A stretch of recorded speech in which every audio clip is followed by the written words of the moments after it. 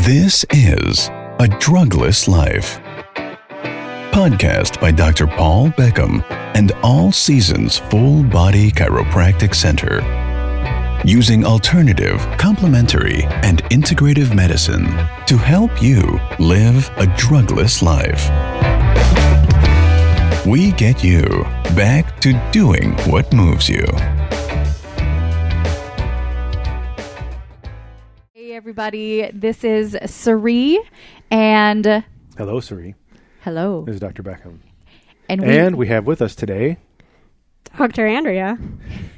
Dr. Andrea Hillstad, who's a naturopathic physician here in Fargo, North Dakota. yeah, we're excited to have Dr. Andrea on as a guest today because she is a naturopathic medicine doctor. And I would love if she could just kind of start out by sharing what is naturopathic medicine for our guests who probably have heard of it, but don't know exactly the details of what that all entails. So, All right. So naturopathic medicine is its own modality of medicine. We are trained in family practice medicine, but all of our treatments are all natural. We really believe in the healing power of nature. So we do a lot with diet, supplementation, lifestyle. And we can treat pretty much anything. And do a lot with preventative medicine as well. So where did you go to school? I went to the Southwest College of Naturopathic Medicine. It's in Tempe, Arizona. Okay. And tell me a little bit of your story. Did you grow up, when you were yay high saying, I want to be a naturopathic medicine doctor when I grow up? Or I did not. I never even heard of it until I was in college. I actually started off as an instrumental music education major. I thought I was going to be a junior high band instructor. And then when I was 21, I was actually diagnosed with rheumatoid arthritis. And I did the conventional route first, took all the drugs, and wasn't really seeing any relief from that. Still was having a lot of pain, was having some joint destruction happening, and I was like, this is not working. Started searching alternatives. Went to a chiropractor first. Chiropractor referred me to an acupuncturist. Acupuncturist referred me to a naturopathic doctor. And I was like, a naturopathic what? Sure, yeah. So I started seeing the naturopath, and she changed my life, really. It was the first time I had a relief. I was able to come off all the drugs, and I was like, this is what I want to do. So Cool. Switched my major to pre-med and went to naturopathic medical school. Because I don't believe there was a lot of naturopathic medicine doctors up in the upper Midwest. I mean, is that you really didn't have a mentor in this area, right? To just kind of look upon and say, I want to, follow in the footsteps of that person, or how did that work exactly? Well, there was one in Moorhead. Okay. Which is who I the went one to. you went to. Okay. And I had never even heard of it before that. So there wasn't a whole lot, and both Minnesota and North Dakota at the time did not license naturopathic doctors. Both of them do now, so I am licensed. Okay. Yeah. I mean, she seems to have kind of a similar path to what, I had even growing up, in that had kind of the not so good experience with a lot of the traditional medical things, not finding things out in different ways. And then I didn't get to a naturopathic doctor, but I did get to a chiropractor who did a lot of naturopathic things, I guess would probably be the best way to say. She did some AK and all that sort of stuff. But it was all the natural medicine things that seemed to help me out the most, as well as with the chiropractic treatment. And I know I looked into going to naturopathic school back in the day, but it was only licensed, I think, in 4 or 6 states at the time. I don't know how many it is now, but still pretty limited. So what do they use if they're not, I'm guessing with naturopathic medicine, you're not using prescription medications. What is the typical type of treatment if let's say somebody comes in with rheumatoid arthritis, like you went into a naturopathic doctor for, what's kind of the way that you would treat somebody with that symptom? So first thing I would do is take a look at their diet, remove any inflammatory foods. So that's going to be like your processed foods, sugar, dairy, gluten are big ones as well. And then try to get them to eat a lot more like nutritionally balanced foods. high in nutrients and vitamins, minerals, so your vegetables and fruits especially. I use a lot of like anti-inflammatory herbs, like turmeric, ginger, that sort of thing, and just kind of really try to build up their system, build up their nutrition. I can also do blood tests to test for like food allergies if there's particular foods that are really problematic for them individually. Mm-hmm. And what kind of tests are you generally ordering for those foods? It's a food allergy panel, and it tests your IgE and IgG allergies to foods. Those are different antibodies.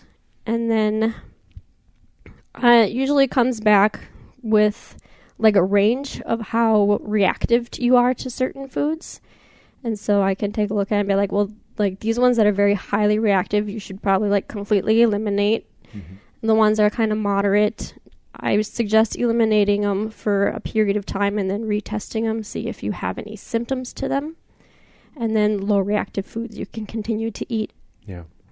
And we use kind of a similar test in the office here from a lab called ALCAT that, that tests a big wide range of things. I mean, and they just, I believe, lyse the cells that do the IgE-mediated responses, so the anaphylactic type responses where, it's the shellfish, the peanuts, all that kind of stuff. I mean, they still test for that stuff, but not the IgE-mediated responses. So it sounds similar to what you have there. So, yeah, getting people off of that I've been finding really helps them out tremendously, just with almost any kind of health condition that they have going on. So, yeah, and rheumatoid arthritis is a disease of inflammation, right? Is it? It's an autoimmune disease. Mm-hmm.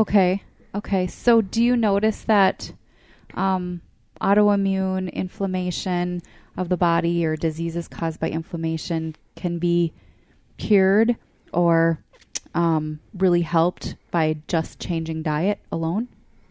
They can, yeah.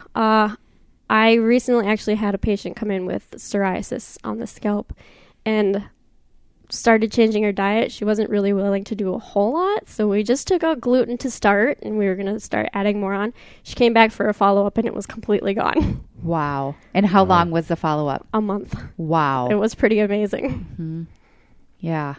I think people would be amazed to find what our diet is actually doing to us, and some of the chronic diseases that we have now. And I have personal experience with lots of food allergies.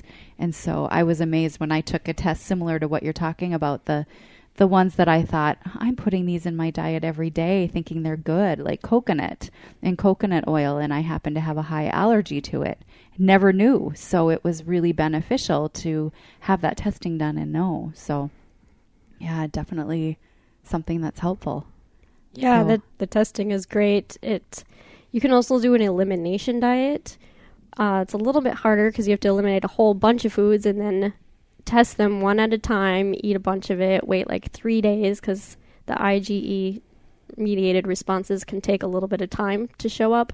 And it can show up in a variety of different ways, from like headache or brain fog to intestinal distress to just kind of feeling a little achy or under the weather, or just a like return of symptoms like rheumatoid arthritis. If I had more joint pain, that's probably an indication that food is a problem for me. Sure. How about people who have trouble losing weight? Could an inflammation problem be, from food be one of the problems if they have an allergy to a food? Oh, absolutely. Mm-hmm. So inflammation, especially of like the intestinal tract, can keep you from absorbing your nutrients properly. It can block absorption of different foods. You can't make your B vitamins, which is made in the intestinal tract by bacteria. Usually they found that people who are overweight have an imbalance of bacteria in their gut that is actually causing them to be overweight. And if you can change that bacterial balance, losing weight becomes a lot easier. Wow. And are you able to help people find out the bacteria that's in their system and if it's out of balance? I can, yes. I do a stool test for that. Okay. And so they can come and they can take the stool test with you, and then you can say, okay, you've got too much of this type of bacteria, not enough of this. So what do you do when you notice that? Explain a little bit more about that process. So the stool test will show me like if they're high in certain bacteria that are problematic to health, if they're low in the good bacteria, the probiotics, if they have, I also do testing for like parasites. So if any of that is present in the system.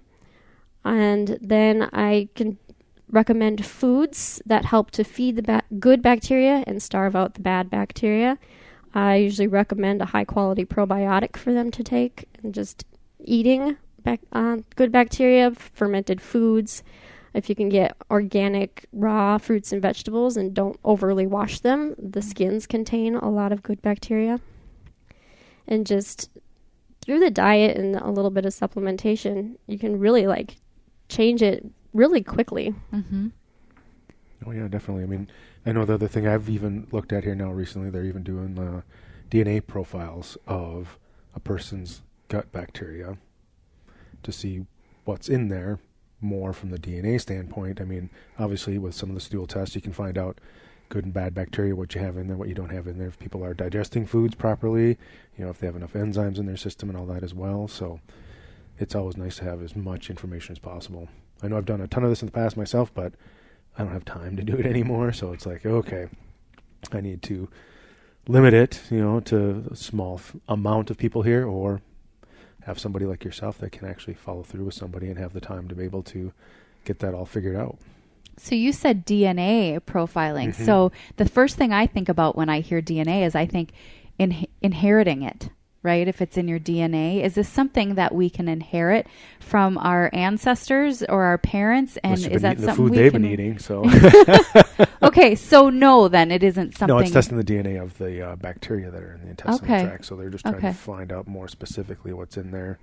Everything's kind of moving a lot in medicine towards finding out more and more about your DNA. I mean, you can get into some of the anti-aging types of stuff there, where they're trying to make sure that your telomeres or whatever on the ends of your DNA are as healthy as possible, because the longer the telomeres are, the healthier you are, the longer you can live.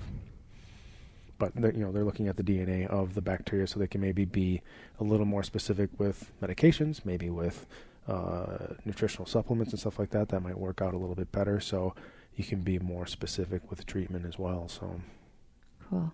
There's so much stuff that we can do now that I think people don't even realize, because we're so used to the Western medicine way, but there's so many more opportunities out there for people to heal that it's overwhelming. I think people really should be doing more the naturopathic way before they do any kind of medications whatsoever, because as soon as you get into any kind of medication, there are side effects with every medication out there. Yeah. I mean, even the non-steroidal anti-inflammatories that we deal with patients in the office here, tons of side effects. I mean, in the United States alone, there's over 16,000 people that die every year from the side effects from aspirin, ibuprofen, naproxen, all the non-steroidal anti-inflammatory medications, and they're taking it properly. Well, which are causing some of the gut imbalances, right? Some of those NSAIDs, the Aleve, the Advils, all those things. And they're all known for causing ulcers and digestive issues and causing leaky gut, which then you end up with a whole bunch of other problems, right? Yeah. Leaky gut is like at the heart of pretty much all autoimmune diseases.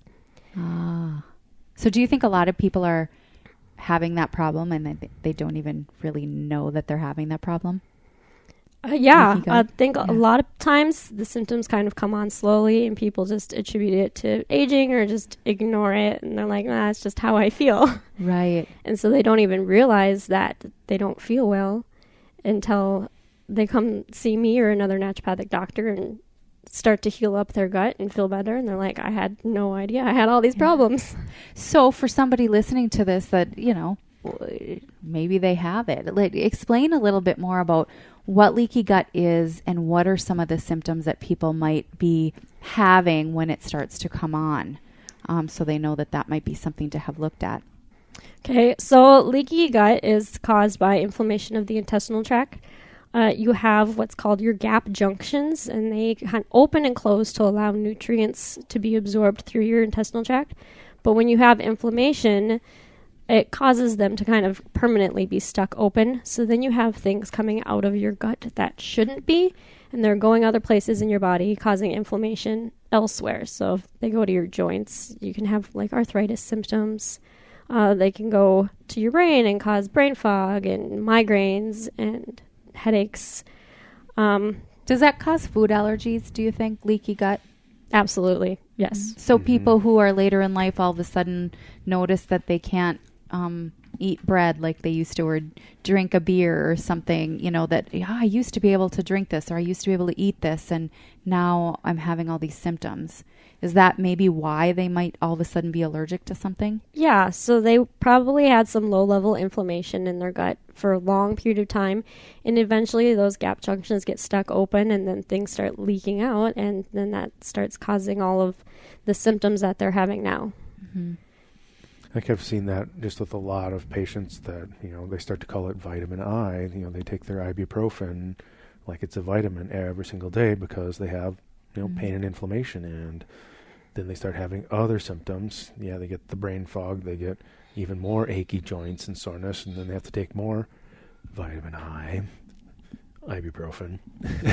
And it's just a vicious circle, and that's where, like you mentioned before, yeah, the turmeric, the ginger, all those things that are good, natural, anti-inflammatory things that can take the place of ibuprofen, aspirin, naproxen, and all that kind of stuff, are going to be more healthy for you. They're not going to cause some of the long-term side effects as what the medications are going to cause. And it's just going to be beneficial to you there. And, you know, supplementing with other things as well, right? To help improve the gut, to repair the gut and get it back healthy again there. And, you know, the longer a person can, you know, literally get away from, you know, using the traditional allopathic medical solutions here. I mean, even if you read their bottles, they say, you know, take it for 2 weeks. If not, consult a physician. What do people do? They keep taking it. Mm-hmm. They never ever go in and find out what's going on, and they're causing the problem themselves.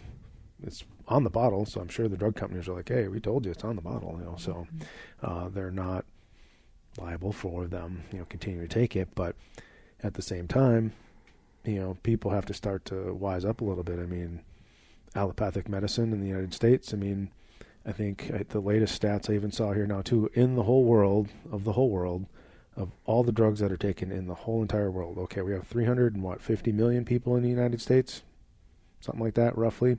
There's 7 billion people in the world. We take over 80% of the prescription drugs in the world. Wow. That's scary. And we're not number one in health. We're what? Number 37, 38? Yeah. You know, drugs aren't the solution, obviously, but at some point we have to pay attention. Yeah. Yeah, and find other options. It should always be natural first. So that's always, as far as I've been concerned. I mean, you got to start off with some of the natural things that can be helpful for you there. Obviously, you know, there's a place for everything as far as I'm concerned. But I mean, it's, you know, some of these drugs, they aren't meant to be taken as the first defense for things. And if they are, it's a short-term thing. It's not supposed to be a long-term, you know, medication to be taking. There are long-term medications that people might need to take, but, you know, that's what you're going to have to consult your physician for and find out what those are. But, you know, the simple non-steroidal anti-inflammatories cause way more problems. I mean, we just saw that in a study here, even with chiropractic, that chiropractic gives the same benefits as non-steroidal anti-inflammatories with none of the side effects. Mm-hmm. Yeah, and I'm thinking about, getting back to Dr. Hillstad. Yeah, no, How many people do you see that are taking things like, you know, the non-steroidal anti-inflammatories or rheumatoid type medications that aren't getting the results that they're expecting? I'd say about half of my patients come in on a large number of drugs, and the other half actually seek me out as a first line. Oh, that's good. Nice. Hopefully, we'd like to see that higher, right? Yeah. Yeah. It's a lot easier to treat before they start taking all the drugs. Yeah. So you don't have to do all the reversal of all the side effects. So how about stress? I want to talk about stress a little bit, because we talk about, you know, anti-inflammatory drugs and that type of thing really wreaking havoc on our intestinal tract. But how about stress? What does stress do? So stress is very hard on the body. It mainly affects the adrenal glands, which are just little tiny glands that sit on top of your kidneys. And when you're very stressed, your adrenals release your stress hormones, cortisol, adrenaline, and they're really caustic hormones. And they cause inflammation in the body. They start to kind of break down some of your other organs. They can actually make your brain shrink. Wow. And they work on something called the HPA axis, hypothalamus, thyroid, pituitary. I think I said that in the wrong order, but yeah, HPA, hypothalamic pituitary axis, adrenal axis. Yeah. There you go. Okay. Also affects the thyroid, and so once your adrenals have been pumping out tons of cortisol over a long period of time because of chronic stress, they actually start to become fatigued, and then your thyroid has to take over, and then your thyroid becomes fatigued, and now we're seeing tons of people with hypothyroid. And it's really because they have adrenal fatigue. Which is caused by stress. So you have a thyroid problem. It's probably because you have a stress problem. Yeah. If we go down the rabbit hole. Okay. Wait a second. No rabbit holes here. No. Well, and then because stress causes so much inflammation, a lot of your inflammatory diseases can be related to stress as well, or aggravated by stress. Okay. And typically, what are you using for? How are you assessing? The adrenals. Are you doing some lab tests again as well? Yeah, I do a salivary cortisol test 4 times a day. So they collect some of their saliva at 8 a.m., noon, 4 p.m., and 8 p.m. Okay. And your cortisol should be high first thing in the morning, helps wake you up, and then it should go down as the day goes on. A lot of times when you're really stressed, it's high and it stays high. And then you can have trouble sleeping. You can be super fatigued, but you can't sleep at all. Mm-hmm. Or you have really erratic sleep patterns or really erratic energy patterns. It can also start out too low and then kind of go up as the day goes on. Mm-hmm. Or it just stays low all day. It's kind of all over the place with what can happen. But if it doesn't look like it should, that's a sign of adrenal fatigue. Because first your adrenals kind of just go all wonky and do whatever they can to kind of keep you. Keep up, yeah. Yep. So what other than sleep, is there anything else that people would notice as side effects if their adrenals are kind of out of whack? Yeah, it affects your appetite. So you can either feel ravenously hungry or have no appetite at all, or it kind of can go all over the place. You can have a lot of brain fog, affects your ability to think. How about adrenals and food allergies? Is there any relation there? They can be related because of the inflammation caused by the stress and the adrenal hormones. You can definitely lead into some leaky gut and food allergies along with that. And then the adrenals use up a lot of B vitamins and sodium and all that stuff. So you crave salt when your adrenals are fatigued, and sweets a lot. And that's a sign of deficiencies in those nutrients. And so you're not absorbing the nutrients as well. And so you need to start eating more nutrient-dense food, heal up the gut so you can absorb them better. Do you have any suggestions as to if somebody thinks they're, other than obviously coming to you and seeking some help in that regard, but as far as home remedies, you mentioned, several vitamins that they're deficient in. Is there one that stands out that, make sure you're getting enough of this if you sense you might be having adrenal fatigue? B complex can go a really long way with helping that. Actually getting enough healthy sources of sodium, usually from vegetables. Vegetables tend to be very high in your mineral salts. Celery is a really great one. Oh, that's new info. I had no idea. So even a really good diuretic as well. It is, yes. Okay. So table salt? Not good. Never good ever. I'm not a fan of table salt. I prefer Himalayan salt or sea salt. Mm-hmm. It contains more minerals than just your sodium chloride. And just overall, it benefits health better. Your body absorbs it better. It's not highly processed. So, any differences between health benefits, Himalayan pink salt versus Himalayan sea salt in general? Basically the same thing? Yeah, they're pretty similar. I just see them both on the shelf, and I don't know. Yeah, they have like slightly different tastes if you're very sensitive to that. So if you prefer one over the other. Okay. I use Himalayan salt in my house most of the time. Yeah, I think I don't even remember when I switched over. It had been a good 20 years ago, just using either. It was mostly sea salt, I think, back then, but the Himalayan pink salt's been pretty prevalent lately here, and you can pretty much find it anywhere anymore. And I find that it makes the food taste better than just with the regular table salt, the sodium chloride, just because the sodium chloride, I don't know, I think it tastes bitter to me, I guess, compared to, the Himalayan pink salt or sea salt. It seems like the Himalayan pink salt or sea salt just make the food taste more like the food rather than there's salt on there. Sure. I want to ask one more question because, and I know we got to wrap it up soon, but a lot of people now especially in the Midwest, but in our nation struggle with cholesterol problems, and they're taking these cholesterol medications, and they're having all these side effects. Wait a second. This could be like a whole podcast here. That's going to go on forever. Okay. Okay. In 2 minutes or less, if you can explain. But I'm thinking of my parents, right? They're in their late 60s, and they both have had high cholesterol problems, and my dad just has so many side effects from his cholesterol medication, so he's actually gone off of it. Tell me how you feel about those medications, and do you work with people who have high cholesterol? I do work with people with high cholesterol. I feel 90% of the time those medications are unnecessary. I don't think cholesterol is nearly as bad as it's been made out to be. It's more the oxidation of cholesterol than cholesterol itself. And so I think we need to do more to prevent cholesterol from being oxidized. And also those medications, they block the production of CoQ10 in your body.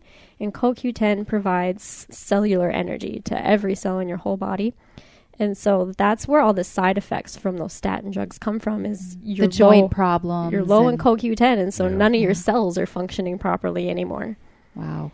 And I've had several patients come in on a lot of the cholesterol lowering meds, and they have joint pains. Well, after talking to them, it's like, I think you need to go back to your physician and talk to them about maybe getting you off of these here and try something more natural. I mean, some natural time-release niacin, some red rice yeast, whatever, instead of that, because, and yes, I don't think it's cholesterol itself, it's the oxidation of it. I think some of it is even blood sugar levels. I mean, some people are just eating way too much sugar in general here. I mean, in the United States, there's sugar in everything. I mean, you get ketchup, there's probably more sugar in, I don't know what the full content of ketchup is, it's ridiculous, but all the foods in the United States, if they're processed at all, that's why it's best to eat as close to natural as possible, because they've probably added salts and sugars and all that sort of stuff. They're pretty sensitive about salts anymore, but sugar, not quite as much. So people tend to have just too much sugar, and it's, I guess what I've seen in some of the studies, it's more that it's the sugars that are sticking to the cholesterol, which then causes the plaques in the arteries. So it's not the cholesterol that's the problem. It's the blood sugar levels and the oxidation of the fats that cause it to get stuck in there. So watching your carbohydrates, I mean, not that you need to go like a full-on keto type thing here, if you really don't want to, but cutting back on all the processed foods and eating more natural, healthy vegetables and salads, right? Yeah, absolutely. I view cholesterol more as a messenger. So it's an indication that something else is going wrong in the body. So it can be high sugar. It can also indicate a thyroid issue. Oh. Very high LDLs actually indicate something's going on with your immune system. LDL actually plays a role in the immune system. And so if you have any sort of like acute illness, like a cold or something, your LDL is going to go up because it helps protect you against like colds and flus and stuff. So if somebody's going in to get a cholesterol test and they are under the weather, they're probably going to have a different reading. Yes, yeah. Their cholesterol will be higher than normal. Uh-huh. Interesting. Don't be sick when you get tested. Yeah. Well, and that's why you have to do it fasting too, because your cholesterol can change rapidly. So you eat you're going to have higher cholesterol. So somebody wanting to get off of those medications, they're having a lot of side effects. They could come to you and you could help them reduce their cholesterol levels and possibly get off of those statins. Is that something that you help people with? Yeah, I definitely can help them naturally manage their cholesterol levels. Look for the underlying cause as to what's driving up their cholesterol levels. Sure. That's always the big key point, is finding the underlying cause, no matter The root what it cause. is. Yeah. Because a lot of times in medicine, I mean, unfortunately, a lot of it is just dealing with symptoms. And if you're chasing the symptoms, you're never going to fix the problem. You're just covering up. It's like putting that black piece of electrical tape over that red warning light in the car. You know, it's the red warning light is still there. You just have masked it, so you just don't see it right now until all of a sudden, your whole engine breaks down. Right. And So, I love how you say that the cholesterol is the messenger, not the root cause. And so you look at it a completely different way, than probably a lot of people who are thinking, I have high cholesterol and that's why these symptoms are showing up. No, this is a symptom actually of something else. Yep. So cool. Well, where are you located? How can people find out about you? So I'm located in West Fargo. Address is 623 Main Avenue East. I'm in the Midway office building, Suite 205, and I share an office. It's called Soul Space. Okay. You can also find me on Facebook under Dr. Andrea Hillstad, or my website is www.naturaldocfargo.com. Okay. I'm just writing this down here because I'm going to make sure when we post this, wherever you're listening to this, there will be, I'll put the link to her website. And do you have an email, or is there a way if somebody wants to just contact you to schedule an appointment, or can they do that on your website? What's the best way for them to do that? They can email me, they can call, they can go to the website. I do have online scheduling available as well. Okay. Do you want to share your email address? Sure. Okay. It's dr.andrea@naturaldocfargo.com. Okay. Anything else you want to add that we missed or want to make sure people know? I guess the biggest thing for me with practicing naturopathic medicine is that I really view my patients as their own doctor. Their body has the ability to heal itself, and it knows exactly what to do, and I'm really just there as their guide to be an educator, teach them what it is their body needs, how to listen to their body, but their body does all the work. Nice. Yeah. Love it. I love the philosophy. I hold the same thing too, so. Well, thank you for tuning in to this week's episode of a Drugless Life podcast, and until next time. Thanks for listening to A Drugless Life.